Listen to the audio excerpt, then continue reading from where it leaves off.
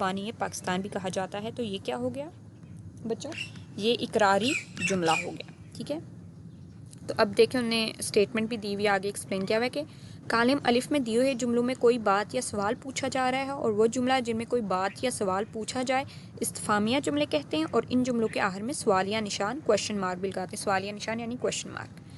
Column بے میں دیے ہوئے جملوں میں استفہامیہ جملوں کے جواب میں اقرار کیا گیا ہے. دو جملے جن میں کسی بات کا اقرار کیا جائے اقراری جملے کہلاتے ہیں. تو میں نے آپ کو بتا دیا کہ استفہامی جملے جن میں ہم کسی بات کا پوچھتے ہیں یا کوئی کوشچن پوچھتے ہیں اور آگے اینڈ پہ ایک اس کے مارک لگاتے ہیں اس کو ہم کوشچن مارک کہتے ہیں انگلش میں, اور اردو میں ہم سوالیہ نشان کہتے ہیں. اور یہ یوں ہوتا ہے, یہ ہے سامنے.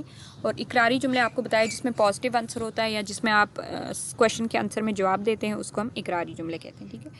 اب ہو گیا کہ دیے ہوئے جملوں میں سے استفہامیہ اور اقراری جملے تلاش کر کے متعلقہ خانوں میں لکھیں. یہ انہوں نے خانہ بنایا ہوا ہے استفہامیہ جملے یعنی کہ جو سوال والے جن میں ہم سوال پوچھتے ہیں جواب اس میں, اور سوال پوچھتے ہیں یا بات پوچھتے ہیں, اور اگلا اقراری جملے جن میں ہم نے جواب کے اس میں وہ کچھ کرنا ہے. ٹھیک ہے. تو سب سے پہلا ہے جی ہاں آزادی سے پہلے ہندوستان پر انگریزوں کی حکومت تھی. تو یہ اب سوال تو نہیں پوچھا گیا نا, اس میں اقرار کیا گیا کہ جی ہاں یہ بات ٹھیک تھی کہ آزادی سے پہلے ہندوستان پر انگریزوں کی حکومت تھی. تو اس کو ہم اقراری جملے میں لکھ دیں گے. ٹھیک ہے. استفہامیہ میں نہیں لکھیں گے, اقراری میں لکھیں گے. اگلا ہے کیا سارا نے کھانا کھا لیا؟ تو اس میں بات پوچھی گئی ہے, اس میں سوال پوچھا گیا کہ سارا نے کھانا کھا لیا. ہمیں نہیں پتہ اس نے کھایا یا نہیں, ہم پوچھ رہے ہیں. تو یہ ہم کس میں لکھ لیں گے؟ استفہامیہ جملے میں. کیا ماحول کی صفائی ہمارا فرض ہے؟ تو اس میں بھی ہم سے پوچھا جا رہا ہے, سوال پوچھی جا رہا ہے, بات پوچھی جا رہی ہے کہ کیا ماحول کی صفائی ہم پہ فرض ہے. تو اس کو یہ ایک سوال پوچھا گیا ہے تو اس کو ہم استفہامیہ جملے میں لکھتے ہیں. جی ہاں علامہ محمد اقبال رحمۃ اللہ علیہ ہمارے قومی شاعر ہیں. اس میں اقرار کیا گیا ہے, پازیٹیو آنسر ہے کہ جی ہاں علامہ محمد اقبال ہمارے قومی شاعر ہیں. تو وہ ہم نے اقراری جملے میں لکھ دی. اب آگے ہے جی ہاں ہمیں بجلی پانی اور گیس کا استعمال احتیاط سے کرنا چاہیے. اب اس میں اقراری, اس میں کوئی سوال نہیں پوچھا گیا کہ ہمیں کرنا چاہیے یا نہیں, لیکن اس میں جواب ہے پازیٹیو ہے کہ جی ہاں ہمیں بجلی پانی اور گیس کا استعمال احتیاط سے کرنا چاہیے. تو ہم یہ کون سے خانے میں لکھیں گے؟ اقراری جملے میں. اب اگلا ہے کیا علی پشاور میں رہتا ہے؟ یہاں پہ سوال پوچھا جا رہا ہے کہ کیا علی پشاور میں رہتا ہے. تو یہ ہم کہاں لکھیں گے؟ استفہامیہ جملے میں, کیونکہ اس میں سوال پوچھا گیا ہے اور آگے کویشچن مارک ہے. کیا چھت پر کوئی ہے؟ یہ بھی سوال پوچھا جا رہا ہے اور اس کے آگے کویشچن مارک ہے. تو اس کو ہم استفہامیہ جملے میں لکھ دیں گے. جی ہاں میں بازار جاؤں گا, یہ اقراری ہے یعنی پازیٹیو ہے, اس پہ ہم آنسر دے رہے ہیں کہ ہاں میں بازار جاؤں گا. تو یہ ہم اقراری جملے میں لکھ دیں گے. ٹھیک ہے. تو استفہامیہ اور اقراری کا آپ کو سمجھ آ گئی ہے نا. میں نے اردو میں بھی بتا دیا اور انگلش میں بھی بتا دیا کہ کیا کیسے ہوتا ہے. ٹھیک ہے. اب ہم آگے چلتے ہیں. آگے ہے شملہ مرچ میں دیے ہوئے الفاظ کے مترادف سیب میں سے تلاش کر کے ان کے گرد الفاظ والی اشکال بنائیں. یہ جو شملہ مرچ پتہ ہے نا, کیپسیکم اردو میں اس کو انگلش میں کہتے ہیں, اور شملہ مرچ سبزی ہے جو ہم کھاتے ہیں, اور سیب ایپل ہوتا ہے, یہ اس کی شیپ ہے. اس میں اب اس میں ورڈز لکھے ہوئے ہیں شملہ مرچ میں, اور ان کے باہر ڈفرینٹ شیپس بنائی ہیں, یعنی کہ اسکوئر بنایا ہوا ہے, سرکل بنایا ہوا ہے, اوول سا بنایا ہوا ہے.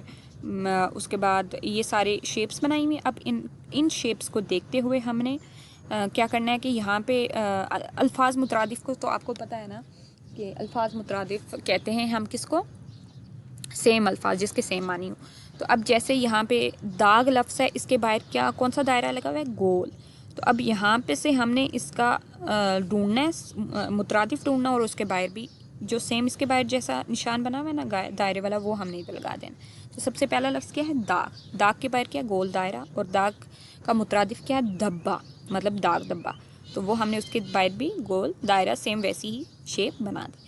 اگلا لفظ ہے دوست. دوست کا مترادف, متراد نہیں, ہم ادھر مترادف کی بات کریں, سیم ورڈز, الٹ کی بات نہیں کر رہے, متراد کی بات نہیں کر رہے, مترادف کی. ٹھیک ہے. دوست کا کیا ہوگا؟ ساتھی, یعنی دوست ساتھی کو کہتے ہیں. تو دوست کے باہر کیا تھا؟ اسکوئر سا تھا, تو وہ بھی ہم نے سیم وہاں پہ ساتھی لفظ کے باہر بنا دیا. اگلا ہے روشنی. ٹھیک ہے. تو روشنی کے باہر یہ کچھ اس ٹائپ کی شیپ بنی تھی, اور روشنی کا مترادف کیا؟ اجالا. تو ہم نے سیم ویسی شیپ اجالا اس کے باہر بنا دی ہے. سبب ہوتا ہے یعنی وجہ. تو وجہ کے باہر, اب سبب کے باہر جو شیپ بنی تھی وہ ہم نے ادھر لفظ وجہ کے باہر بھی بنا دی. بہادری. بہادری کس کو کہتے ہیں؟ شجاعت کو. ٹھیک ہے. تو اس کا مترادف شجاعت ہے, تو جو بہادری کے باہر جو ایک بنا تھا شیپ بنی تھی وہ ہم نے شجاعت کے باہر بھی بنا دی ہے, یا آپ لوگوں نے بنانی ہے. اگلا ہے طاقت. اب طاقت کے باہر جو شیپ تھی, طاقت کا مترادف ہوگا قوت. ٹھیک ہے. تو ہم نے قوت کے باہر بھی طاقت کے باہر جو شیپ تھی وہ بنا دی. غرور تکبر کو کہتے ہیں، ایروگینس جو ہوتی ہے، تو غرور کے باہر جو شیپ تھی وہ ہم نے تکبر کے باہر بھی بنا دی ہے. ٹھیک ہے. صاف ستھرا، اب صاف کے باہر جو ٹرائنگل ٹائپ شیپ بنی تھی وہ ہم نے ستھرا اس ورڈ کے باہر بھی بنا دیا. تو یہ سارے ہم نے میچ کر دیے. ٹھیک ہے، سمجھ آ گئی. اب ایک دفعہ ہم الفاظ مترادف دیکھ لیتے ہیں. جیسے داغ، اس کا مترادف ہے دبا.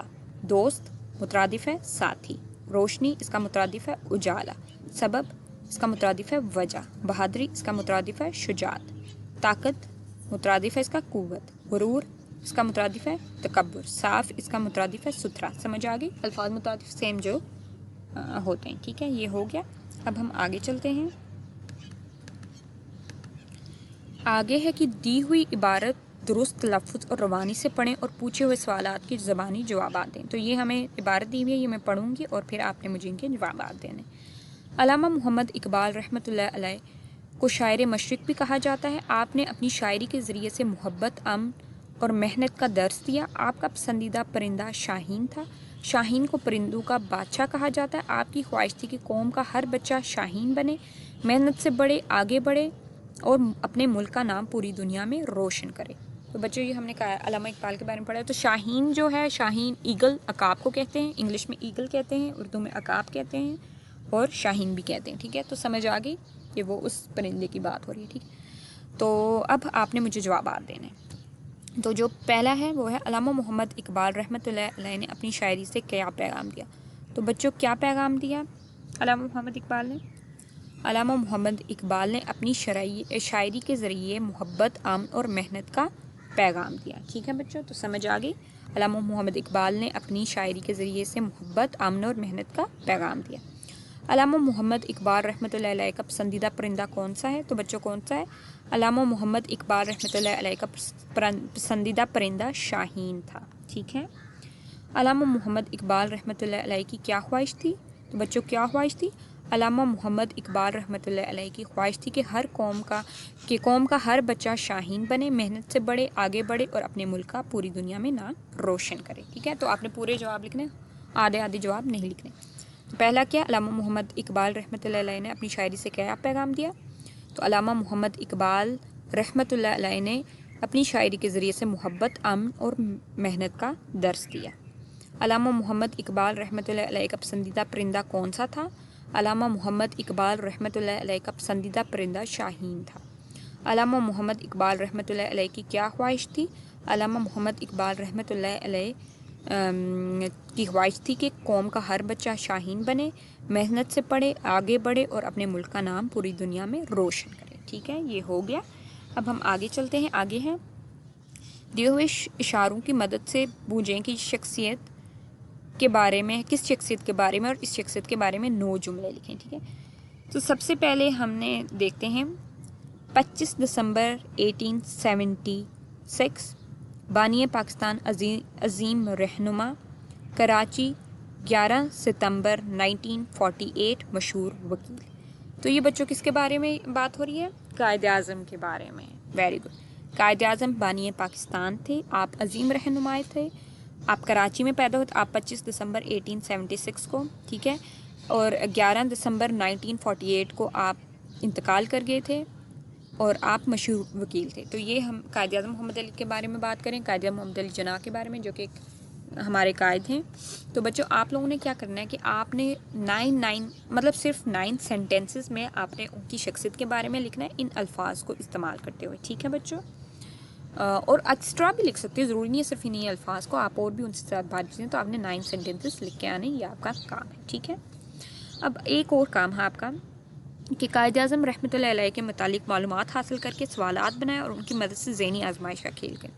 آپ لوگوں نے کیا کرنا ہے کہ آپ لوگوں میں سے گروپ بنا لیں، 2 کے گروپس بنا لیں، اور آپ لوگوں نے قائد اعظم رحمۃ اللہ علیہ کے متعلق معلومات حاصل کر کے آپ لوگوں نے 5 سوال بنانے ہیں. ٹھیک ہے، اور دوسرا جو بچہ ایک پارٹنر سوال ایک دوسرے سے آپ نے پوچھنا ہے. جیسے احمد اور علی ہیں، احمد آپ نے کیا کرنا ہے کہ 5 سوال بنانے ہیں اور علی آپ نے بھی 5 سوال بنانے. اب کل کلاس میں آپ آئیں گے، جو احمد نے 5 سوال بنائے ہوئے کویشچن ہیں وہ آپ علی سے پوچھیں گے، علی ان کے جواب دیں گے، اور علی جو 5 سوال بنائے ہوئے وہ احمد سے پوچھیں گے اور احمد آپ نے جواب دیں. یہ آپ لوگوں کی کلاس ایکٹیویٹی اور یہ کل کلاس میں ہوگی. ٹھیک ہے, یہ آپ کو سمجھ آ گیا. تو یہ ہم نے کر لیا ہے. ہم نے پڑھا ہے